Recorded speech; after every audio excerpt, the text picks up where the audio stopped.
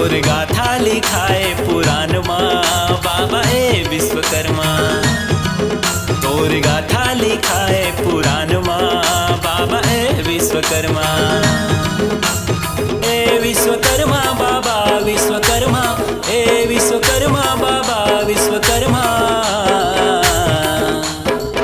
पहली शिल्पी जगत के कहाएगा बाबा ए विश्वकर्मा। पहली शिल्पी जगत के कहाएगा बाबा ए विश्वकर्मा। तोर जगमा हावे भारी नाम गा बाबा ए विश्वकर्मा।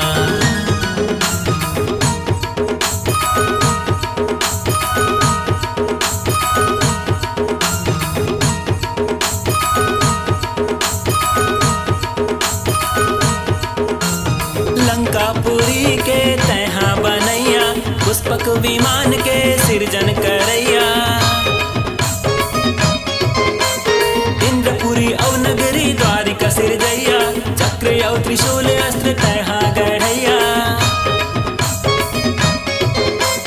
लंकापुरी के तैहा बनैया, पुष्पक विमान के सृजन करैया। इंद्रपुरी औ नगरी द्वारिका सिरजैया, चक्र औ त्रिशूल अस्त्र तैहा गढ़ैया, तैहा गढ़ैया। बड़ा अद्भुत हावे तोरे काम गा बाबा ए विश्वकर्मा। बड़ा अद्भुत हावे तोर काम गा बाबा ए विश्वकर्मा।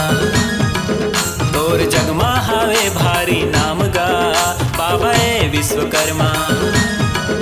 तोर जगमा हावे भारी नाम गा बाबा ए विश्वकर्मा। तोर गाथा लिखाए पुराण माँ